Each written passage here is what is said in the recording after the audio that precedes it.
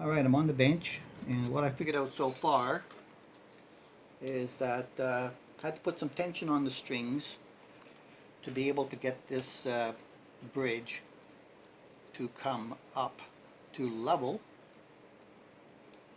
Of course, it's not in tune at this point. And also, these posts that it floats on, you got to use that to be able to lower the action. To get the strings down, you've got to bring these posts down into the body to get the right action that you want across the strings.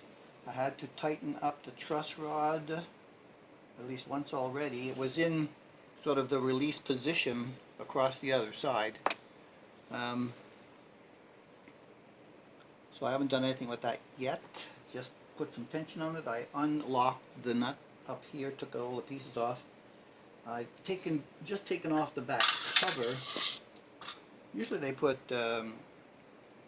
standard screws, like, you know, for pick guards. But these screws are quite long in the back cover, which wasn't impressive. There may be more to this guitar than just a cosmetic thing.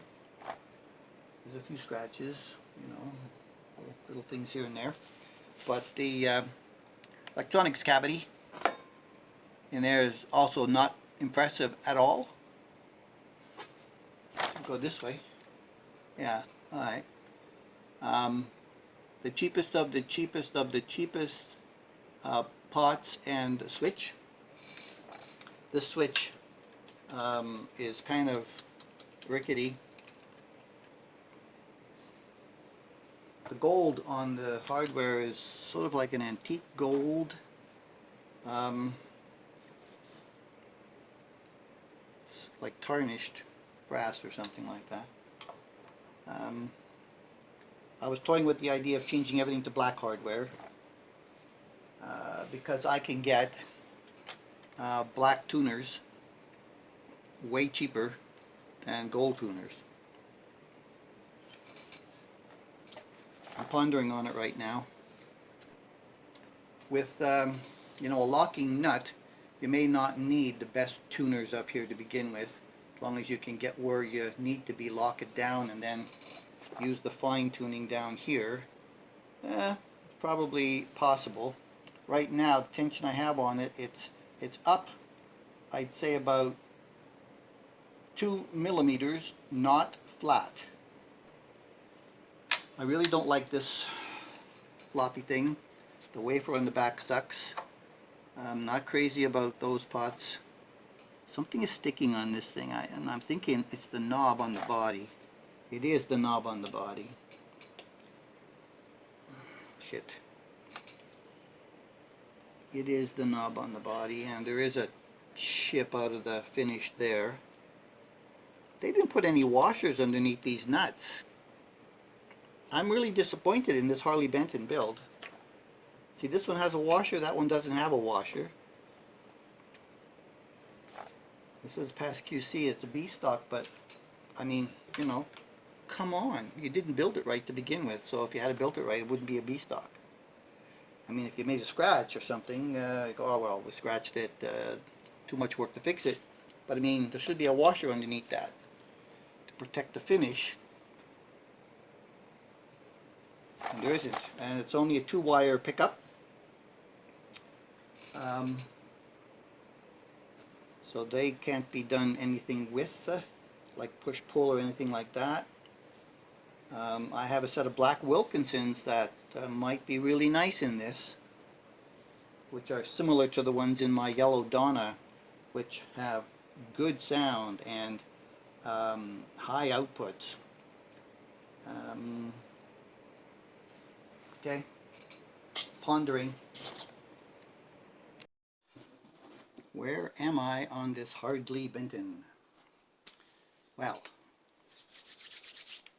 I have adjusted the height of the bridge with the pivot points to a very low action at the moment. Everything is not touching at the nut. I did find a high fret here at the 13th fret when I was trying to check the intonation. I have been able to get this to almost pitch perfect.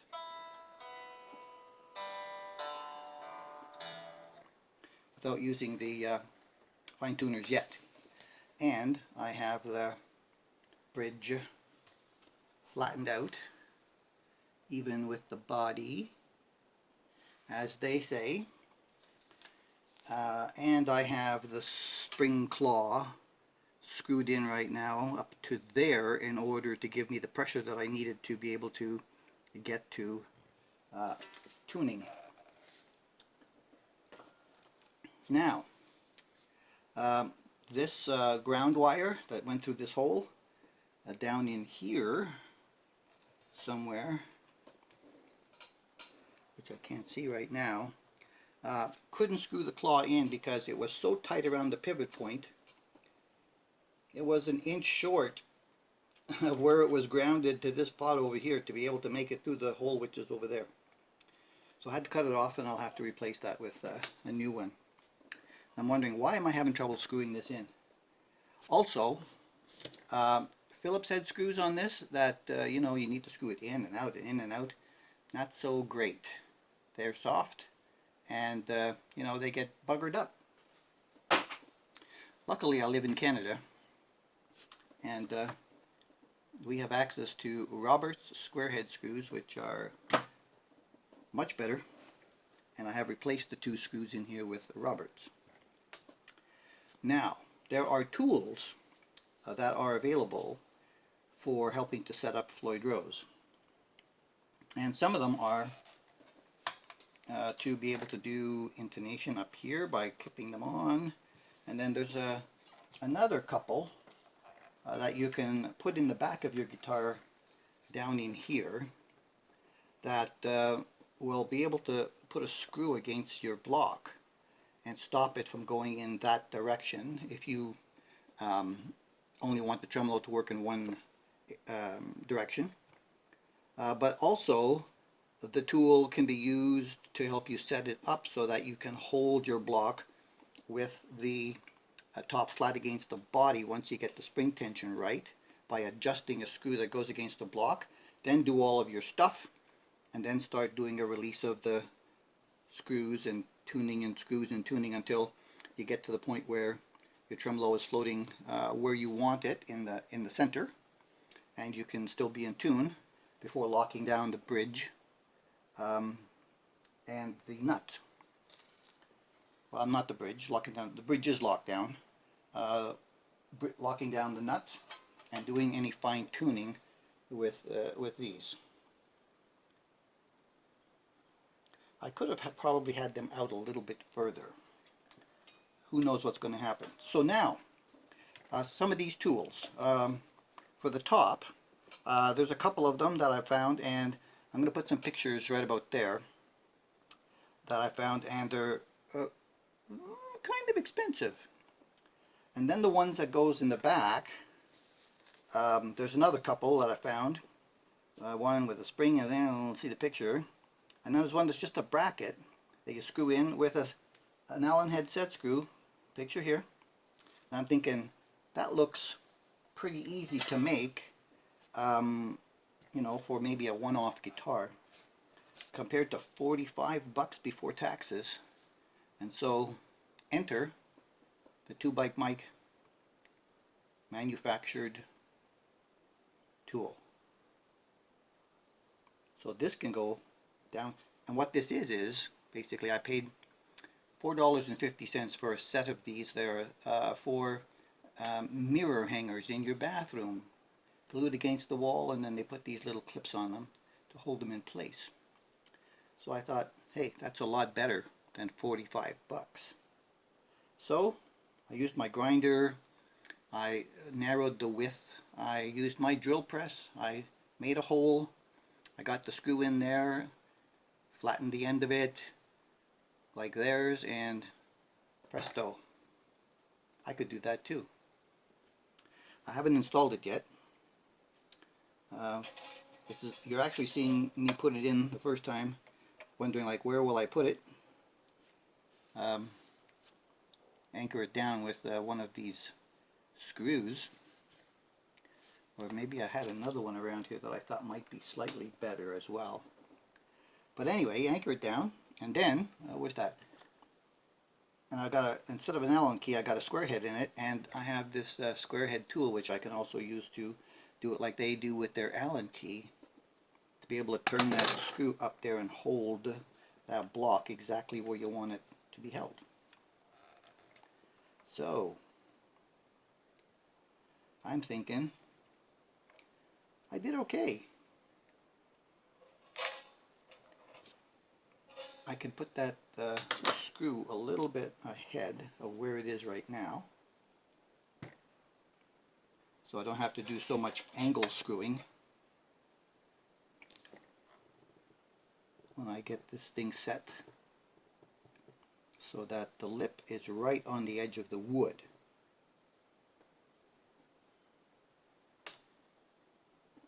And then I'll just have to give it a tweak and get it in there. Alright, I need to get a drill to make a pilot hole for this. And that's on the other side of the basement in my other part of the workshop. Hold on. That didn't take but a second, did it? Alright, so what did I do with that screw? There it is. Just let me check something.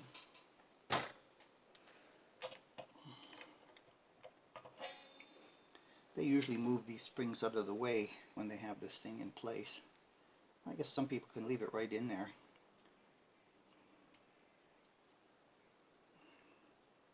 So they have theirs down with 2 screws. I think I'm only going to need to use 1 screw. So I think. Because it's just going to be straight on pressure. Alright, let's go with that before I make that final adjustment. Okay. So that's right about here.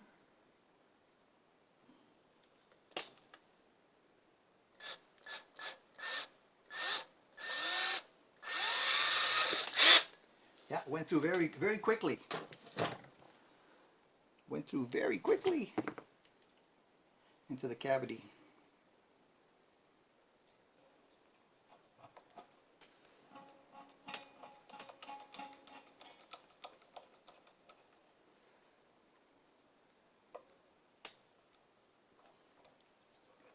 There we go. Let's see if it works out the way I thought it would.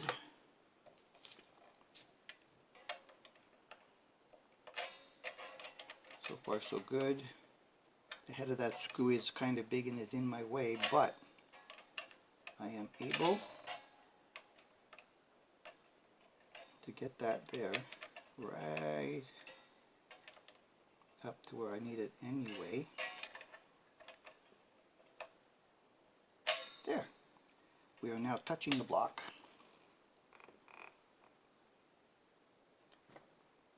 And that has slightly popped it up, so just go back here.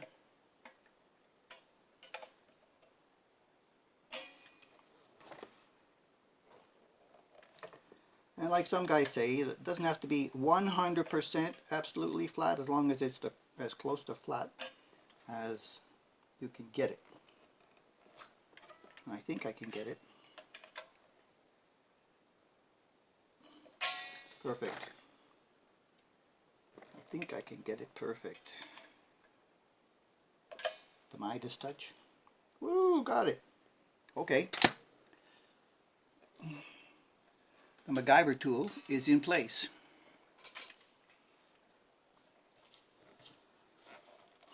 So now what you do apparently is you put extra pressure on the springs at this point.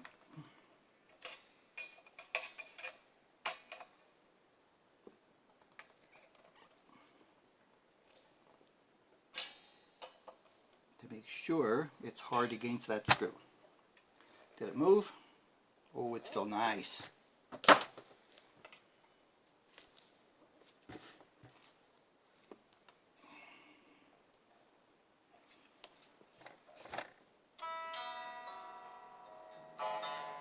I think it's off a tiny little bit.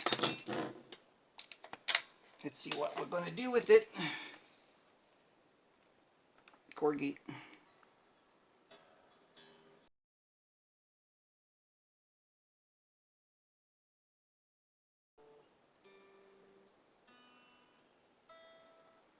Well, that's in the ballpark.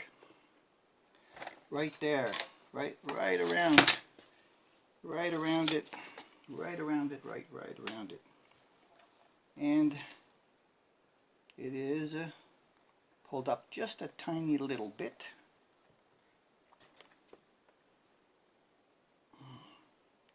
And what I can do is just release the screw a tiny little bit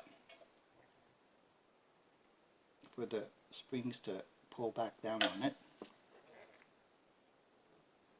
which will, of course, then, this is where the chasing comes in, right? The up and down, up and down. Once you do that, then you've changed the tuning again for that tiny little amount that you've moved it.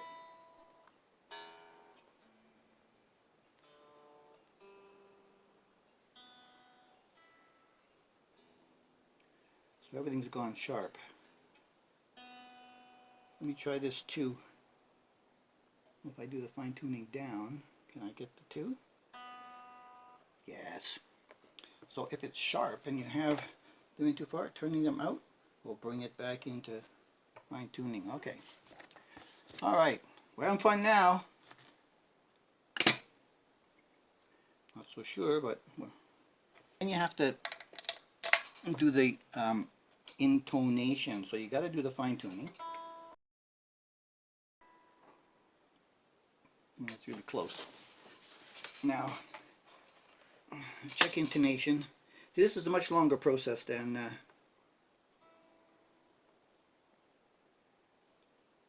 too much.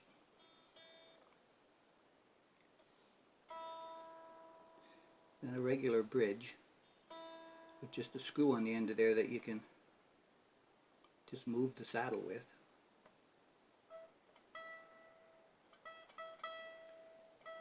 It's flat.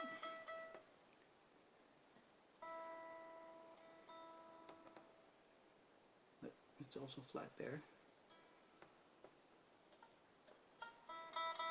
So this is a process I'm going to have to go through, so I'm going to put you on stop until I get a little closer. Alright, I've got to do some intonation compensation. And they say loosen these strings, so you got to open up that lock nut, the string loose. So I had to move the saddle forward. So since there's two holes down here, it was close, but you know, there was no cigar on it.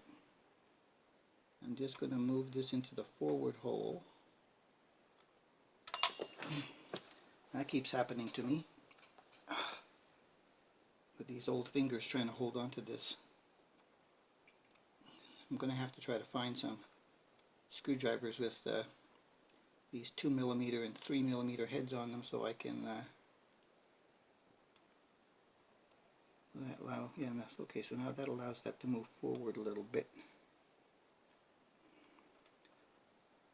to be able to so where was it? It was just in that hole there right at the edge. So if I just move it there, hopefully that's going to be enough compensation for this one to be right on. Alright, back up to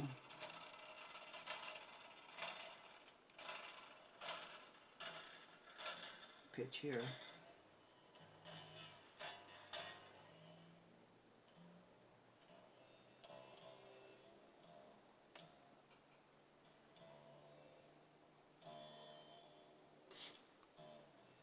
Somehow we got past the E again.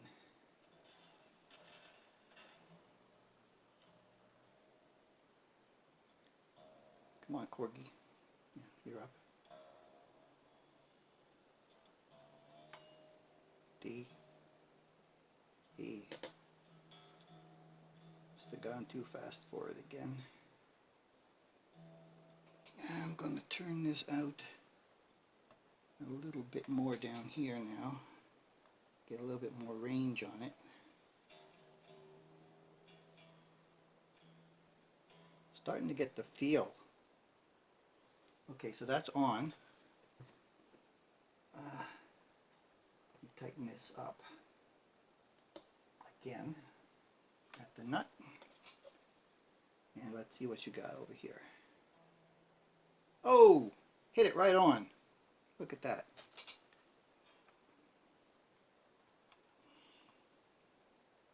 Yeah, she's tight.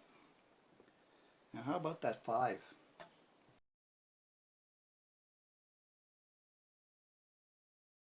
Fine tuners are in. That's locked. That is supposed to. That is supposed to be it. That is supposed to be it. Now, if all the stuff I saw was right, then if I bomb this forward,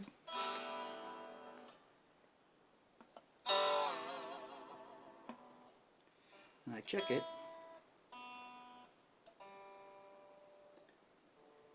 some of the strings might still be stretching. I mean, I stretched them. I even actually broke the 5A out of the saddle. I broke the 5A out of the saddle earlier when I was doing the stretching of the strings, and I had to unloosen it, pull it down, and reinsert it. Cut off that stringy end.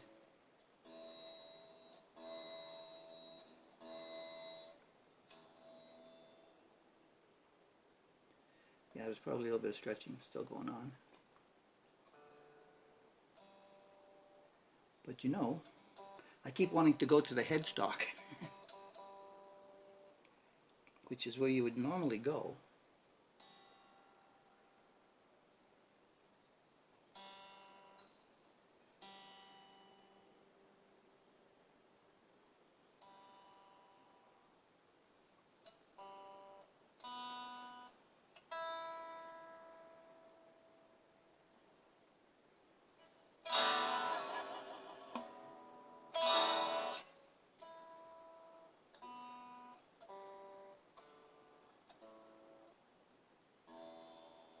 You know, most of them are still in there. A couple of them are still stretching tiny little bit. But, so for the dive bombing forward, I think I got it. Now, when I release this screw, those springs are going to start to pull it in harder because I put the claw like quite far up to lock it against that screw that's in there. And what they all say is, once you take out whatever you've used to block it with, then once you've got all this part relatively done, then you start releasing the pressure on these screws until it comes back into tune. Turning these screws no more than a quarter turn at a time. Oh, and by the way, with a square head screw, a quarter turn is much easier to determine. Okay. Let me turn it over. And if I turn this thing back now, really nothing should happen. And the claw would need to stay there to keep it parallel.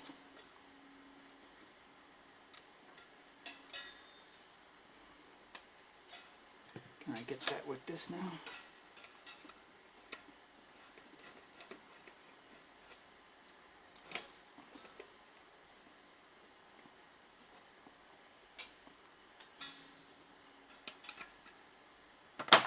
some of it, and that one.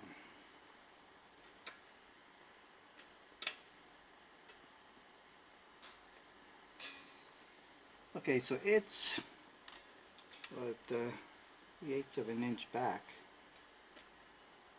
from the bar. Alright, let's see. Yeah, I think I put that in late. Whoops. So it did go down a little bit this way, and it's made things sharp. So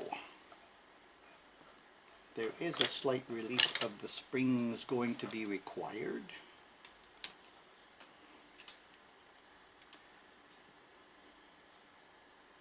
So let's see. Let's see how this process works. See if we get really close to tuning.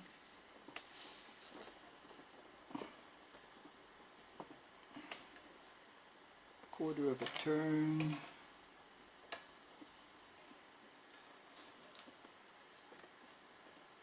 Quarter of a turn.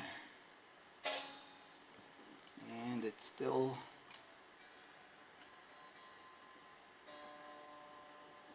sharp. Let's give it another quarter.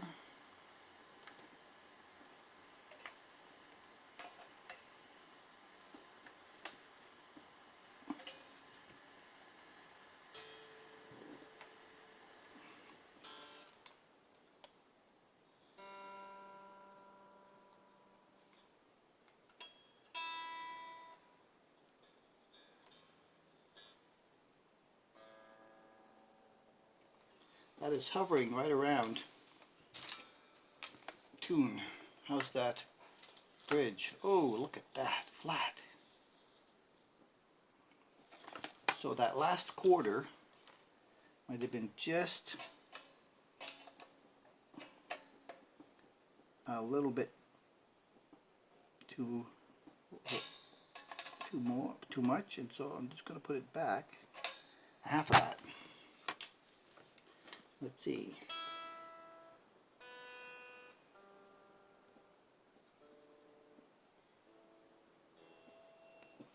Alrighty. So if I put it here again and I watch my meter, the E is on, the B is on, the G is sharp. You take that out a bit. A bit more.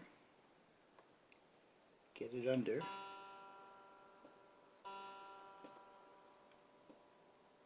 And then bring it up. It's on. D. D is sharp. Let's bring it down. It's on. The A is sharp, but tuning is way in, so let's take it out a bit.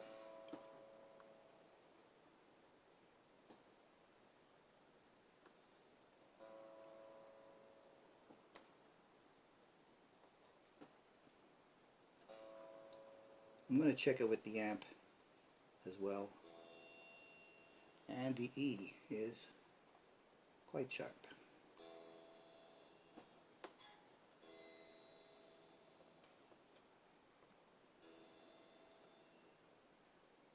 And now it's almost on.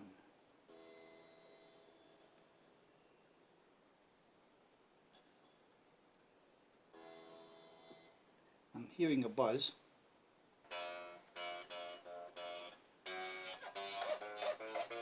It is a fret buzz. It is a fret buzz.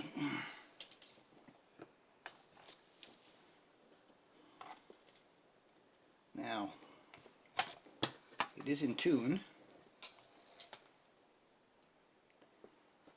It is flat, like it's supposed to be. It's just flat like it's supposed to be. You can see that. Boom. Nice with the body. Right in there.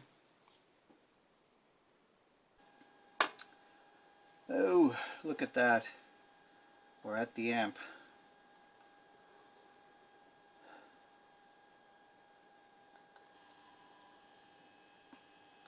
'65 Deluxe. Bridge. Full everything.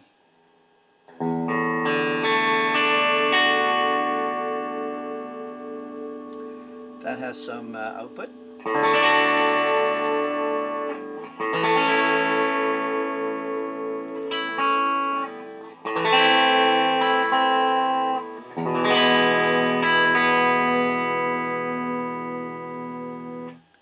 And it's in tune.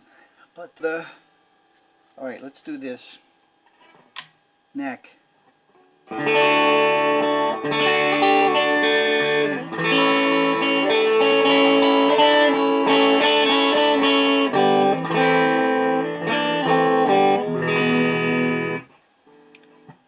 Powerful.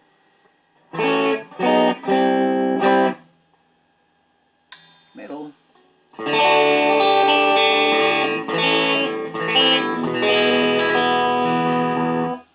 think I'm going to give these pickups a chance for a while before I just arbitrarily go, I want something else. They're quite hefty, so we'll see where they go. I'm happy with the setup. The neck is where it should be. That's where it should be. You got both areas.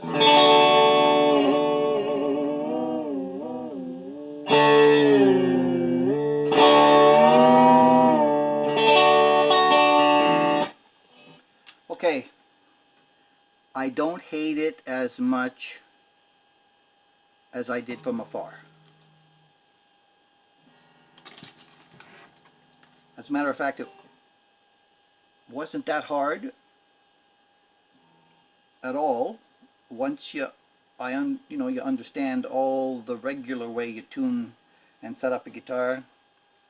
The feeling, the what do you call it? It's almost like an intuition of what what you need, what you want to do to get where you're going.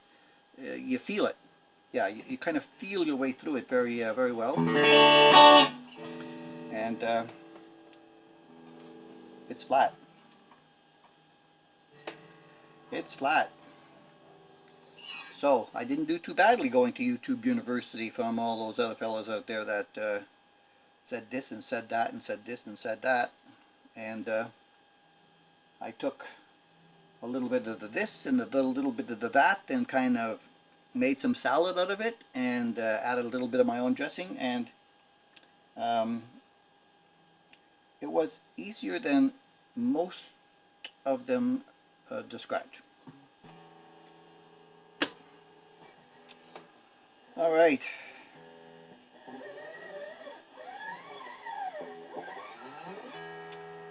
So that wasn't that bad at all. I'm happy it worked out. I'm happy it worked out.